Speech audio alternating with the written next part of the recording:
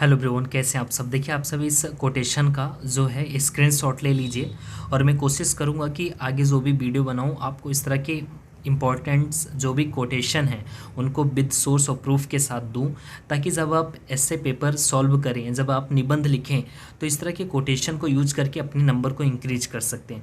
क्योंकि जब आप इस तरह के कोटेशन का यूज़ निबंध लिखने के दौरान करते हैं तो आपके अच्छे खासे नंबर अचीव करते हैं आप निबंध पेपर में। तो ये इस तरह के कोटेशन देने का काम मैं अब आगे के वीडियो में करूँगा। लेकिन यहाँ पर जो मुख्य समस्या ये है कि आपके पास कोटेशन, कविता, गज़ल, इन सब की भरमार होती है। आप किसी डायरी में शायद लिखते भी होंगे, लेकिन समस्या इस बात की है कि आप इस तरह के कोटेशन को यूज कैसे करें। क्योंकि मान लीजिए कोई शीर्षक है निबंध का और आप शीर्षक के अनुरूप कोटेशन यूज़ नहीं करते तो आपके वहाँ नंबर कट जाते हैं। तो आपको ये भी समझना होगा, ये अंडरस्टैंडिंग लानी होगी कि शीर्षक के अनुरूप ही आप कोटेशन को चिपकाएं या लिखें। यदि शीर्षक के अनुरूप आपका कोटेशन नहीं होगा तो नंबर कटने की पूर्ण संभावना है।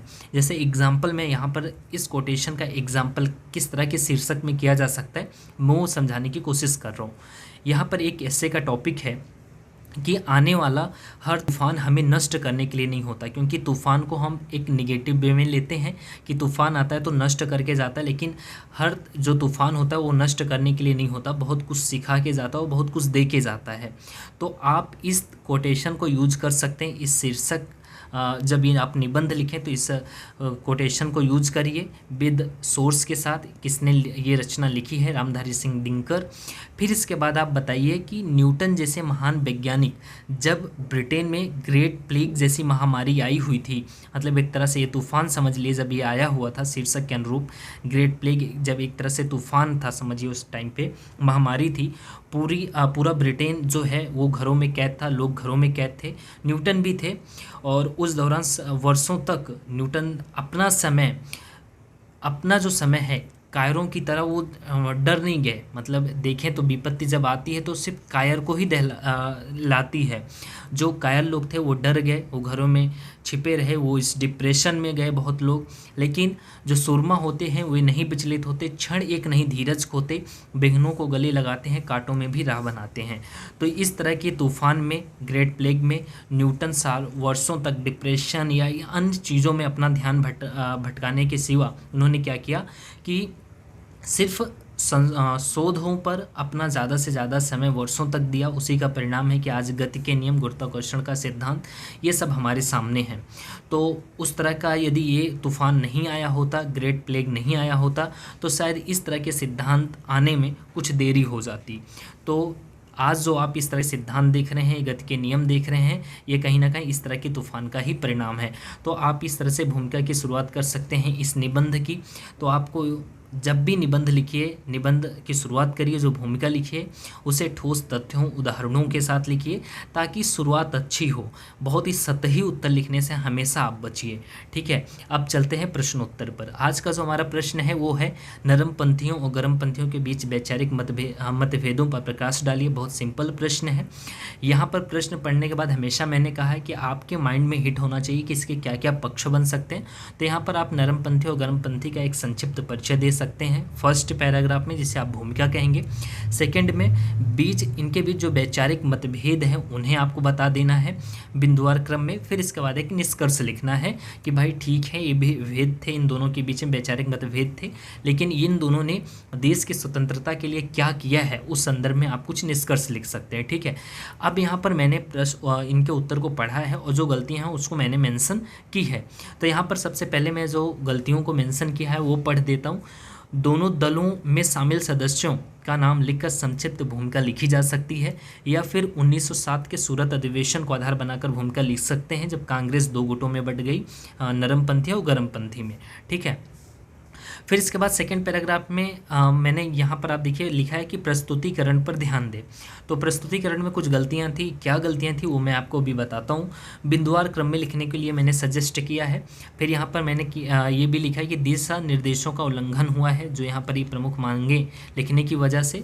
और यहाँ पर मैंने कुछ कंटेंट सजेस्ट किया है कि इस पक्ष में कुछ ये भी ऐड होना चाहिए, और निष्कर्ष में क्या होना चाहिए उस पर हमने चर्चा की है। तो उत्तर को पढ़ते हैं। उत्तर है कि भारतीय राष्ट्रीय कांग्रेस का आरंभिक राजनीतिक आंदोलन उदारवादी विचारधारा से युक्त था। इसमें प्रमुख नेता दादा भाई नौरोजी, गोपाल कृष्ण गोखले इत्यादि थे। कांग्रेस की स्थापना के 20 वर्षों तक पश्चात जब कोई राजनीतिक उपलब्धि नहीं हासिल हुई तो उनमें निराशा की भावना फैली। इसी क्रम में कांग्रेस के भीतर उग्रवादी चेतना का विकास हुआ, जिसके प्रमुख नेता बिपिन चंद्रपाल, बाल गंगाधर तिलक व लाला लाजपत राय इत्यादि थे। भूमिका बहुत लंबी हो गई है, इसलिए जो मैंने अंडरलाइन किया है आप चाहें तो ये लाइनों को जो है नहीं लिखेंगे तब भी चलेगा। आप सिर्फ 2 दलों में शामिल सदस्यों का नाम लिखेंगे, लिख करके भूमिका की शुरुआत करेंगे तब भी चलेगा। और दूसरा, या फिर आप 1907 के सूरत अधिवेशन को आधार बना करके भूमिका लिख सकते हैं। अब सेकेंड पैराग्राफ में नरमपंथियों की विचारधारा, कार्य पद्धति, ठीक है। अब नरमपंथियों की विचारधारा कैसी थी? वो क्या थे कि ब्रिटिश न्यायप्रियता में विश्वास, आम जनता में विश्वास नहीं था। ब्रिटिश न्यायप्रियता में विश्वास, आम जनता में विश्वास नहीं था। ये थोड़ा लाइन गलत है। ये ब्रिटिश न्यायप्रियता में विश्वास तो उनका था ही, आत्म जनता में विश्वास नहीं था। इसको अलग बिंदु में लिखना था, ठीक है। यहाँ पर हाँ, ये ऐसा कर सकते हैं। ब्रिटिश न्यायप्रियता में इनका बहुत ज़्यादा विश्वास था, आम जनता में इनका विश्वास बिल्कुल नहीं था, ठीक है। 2 पॉइंट हो गया। तीसरा पॉइंट है संवैधानिक मार्गों पर चलकर अधिकार प्राप्ति पर बल देते थे। ब्रिटिश साम्राज्य से अलग होने की बात नहीं की इन्होंने। फिर अगला पॉइंट है ब्रिटिश शासन के अंदर स्वशासन की मांग की। अगला पॉइंट है फिर ब्रिटिश जनमत के प्रभावित कर सुधारों में बल, प्रार्थना पत्र, स्मरण पत्र, संवैधानिक तरीके से अपनी मांग रखकर रक्तहीन क्रांति संघर्ष में विश्वास। अब यहाँ पर क्या है ना कि इसको बिंदुवार क्रम में लिखते तो बहुत अच्छा होता है। ये पैराग्राफ फॉर्मेट में लिखने की ज़रूरत नहीं है। पैराग्राफ फॉर्मेट में लिखने का मतलब है कि आपका सेंटेंस जहाँ पूरा होता है फिर जो दूसरा सेंटेंस से पूरी तरह से लिंक हो, भाषा शैली जब पढ़ने में प्रभावशाली लगे। यहाँ पर क्या है कि रुक रुक के पढ़ना पड़ रहा है, और जबकि पैराग्राफ जब लिखा होता है तो रुक रुक के उतना ज़्यादा नहीं पढ़ना पड़ता है। यहाँ पर एक पॉइंट ख़त्म होने के बाद दूसरे को समझने के लिए टाइम लग रहा है। तो आप जब इस तरह से पैराग्राफ फॉर्मेट में लिख रहे हैं तो ध्यान रखिए कि पूरा पैरा क्या होता है कि क्रमबद्ध या पूरी तरह से लयबद्ध होता है, जुड़ा होता है, एक वाक्य दूसरे वाक्य से पूरी तरह से लिंक होता है। तो यहाँ पर एक सेंटेंस दूसरे सेंटेंस से लिंक नहीं है, तो आप ऐसे में क्या कर सकते हैं, इसको बिंदुवार क्रम में ही बताएं। प्रस्तुतिकरण पर ध्यान देने के लिए इसलिए मैंने कहा है कि जैसे प्रार्थना पत्र, स्मरण पत्र, संवैधानिक तरीके जो हैं ये कार्य पद्धतियाँ हैं। उदारवादियों ये कार्य पद्धति अपना करके ही सुधार की मांग कर रहे थे, तो आप इसको यहाँ पर यूज करिए ना। कहाँ पे नरम, ये कार्य पद्धति यहाँ पर आपने लिखा है ना, ठीक है, सॉरी, चलेगा, इसको मिटा सकते हैं। मुझे लगा कि ये कार्य पद्धति एक पॉइंट है जिसको यहीं पर इसी के साथ लिखना था, ठीक है, ये भी सही है, राइट। अब चलते हैं अगले पैराग्राफ। तीसरा पैराग्राफ है, तीसरा क्या उसी में है इनके, विधायिका में भारतीयों की संख्या बढ़ाई जाए, कनाडा ऑस्ट्रेलिया के समान भारत में स्वशासन दिया जाए इत्यादि, ठीक है, उसी में शामिल होगा। दिशा निर्देशों का उल्लंघन है, क्योंकि आप ध्यान देंगे आप निर्धारित सीट पर ही उत्तर जब लिखते हैं तो यहाँ पर लिखा होता है कि इस भाग में कुछ ना लिखें, तो यहाँ पर आप इस तरह से लिखेंगे तो आपके नंबर कट सकते हैं, इस पर ध्यान देना है। ये अनावश्यक कंटेंट है या अनावश्यक है। अब जो तीसरा पैराग्राफ शुरू होता है यहाँ से होता है गर्मपंथियों की विचारधारा और उनकी कार्य पद्धति। थोड़ा गर्मपंथियों की विचारधारा वह लगाएंगे तो ज़्यादा अच्छा होगा, ठीक है, वह कार्य पद्धति, ऐसे यहाँ पर भी करना चाहिए, ठीक है, वाह। अब यहाँ पर देखें, पहला पॉइंट है गर्म दल ब्रिटिश शासन का विरोध करने के लिए सक्रिय प्रतिरोध की पद्धति अपनाई। यहाँ पे शायद निष्क्रिय लिखा हुआ है, पद्धति अपनाई जिसके अंतर्गत धरना प्रदर्शन, बहिष्कार एवं जेल भरो जैसे कार्यक्रम शामिल थे। इनकी कार्य पद्धति है, गर्मपंथी अपने लक्ष्य प्राप्ति के लिए विदेशी वस्तुओं के बहिष्कार एवं स्वदेशी पर बल दिया, साथ ही राष्ट्रीय शिक्षा पर बल दिया, जन आधारित कार्यक्रमों पर बल देते थे, धार्मिक प्रतीकों पर बल दिया करते थे। ये थोड़ा लाइन अस्पष्ट है, मतलब और स्पष्ट करने की ज़रूरत है। इन सभी पॉइंट को आप बिंदुवार क्रम में समझाएं, क्योंकि वजह इसके पहले मैंने बता ही दी है। और कुछ अन्य इम्पॉर्टेंट पॉइंट शामिल किया जा सकता है, जैसे इनका भारतीय जनमानस की शक्तियों में पूर्ण विश्वास था, पूरी तरह से ये आम जनता में इनका विश्वास था, लेकिन वहीं जो नरमपंथी थे उनका नहीं था, राइट।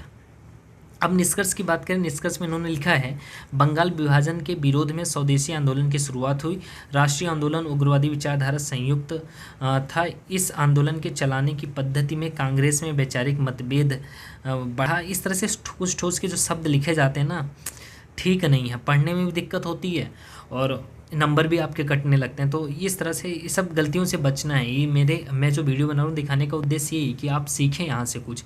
इसी क्रम में कांग्रेस का अधिवेशन 1907 सूरत में हुआ, अंततः कांग्रेस का विभाजन हो गया। फालतू की बात है। आप जब मतभेद बता दे रहे हैं विचारों में, फिर इसके बाद इनके कुछ योगदानों की भी बात करिए ना। जैसे मैंने लिखा यहाँ पे, दोनों पंथों की विचारधारा में अंतर होने के बावजूद प्रत्यक्ष व अप्रत्यक्ष रूप से उनका उद्देश्य भारत को स्वतंत्र कराना ही था, आदि संदर्भों में लिख सकते हैं। क्योंकि निष्कर्ष में ये लिख सकते हैं कि दोनों में भले ही विचारधारा में अंतर था, लेकिन राष्ट्रवाद को फैलाने में उदारवाद की जो भूमिका रही है वो अद्वितीय रही है। तो राष्ट्रवाद का प्रसार करने में, लोगों में कहीं ना कहीं जनजागरूकता फैलाने में जो काम किया है वो उदारवादियों ने किया है, उसी का ही परिणाम है गर्मपंथी जो अच्छे खासे सफल हो सके। तो कुल मिला के कहा जा सकता है कि इन विचारधाराओं में अंतर होने के बावजूद इनका जो उद्देश्य था, समान उद्देश्य देखें, कहीं ना कहीं भारत को स्वतंत्र कराना ही था। तो आदि संदर्भों में निष्कर्ष लिखा जा सकता है। ठीक है, यहीं पर हम वीडियो को समाप्त करते हैं। मिलते हैं अगले वीडियो में। नमस्कार।